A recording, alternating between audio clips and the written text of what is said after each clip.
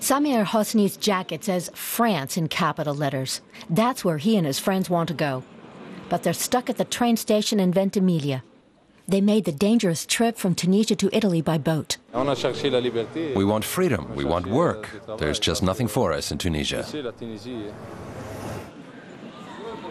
Over 200 refugees have been here, close to the French border, for weeks. They've been staying at the train station and a local refugee center. But the locals want them to leave. I hope the Italian government kicks them out.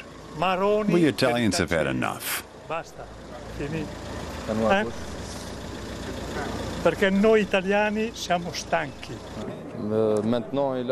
In Tunisia, there are already 200,000 refugees from Libya, and they're being taken care of. There are just about 22,000 of us here in Italy.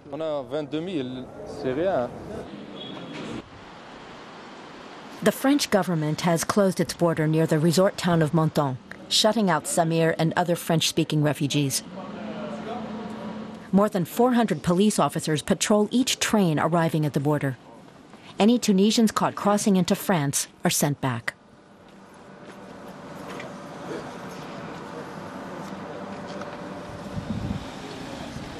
The crackdown has been a boon to traffickers who offer to take refugees across the border by car for 150 euros. The situation has shaken the ideal of a borderless Europe, and it's a blow to European integration. It's a paradox in a town where a street near the border station is even named after one of the EU's founding fathers, Robert Schuman. But France feels it's in the right.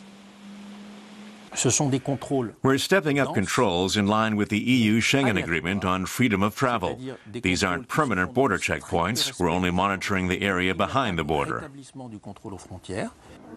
But the difference between the two might seem hard to distinguish to those unacquainted with the letter of the law. If illegal migrants are coming from Italy, like most have in recent weeks, the Italians are required to take them back and determine the legal situation in accordance with the Schengen Agreement.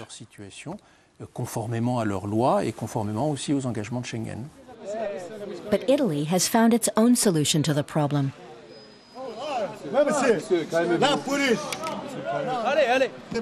Samir and the other Tunisian refugees are excited about a new development. They told us that we'll be getting temporary residence permits for the EU today. Those permits would allow them to travel to other EU countries before the tourist season really gets going. Ventimigilia's mayor is worried the immigrants might spoil business. When you see how people are sleeping everywhere, on the beach, in doorways, or in the train station, it's not a very nice picture, especially for tourists. Neither Italy nor France wants to take in these immigrants from the other side of the Mediterranean.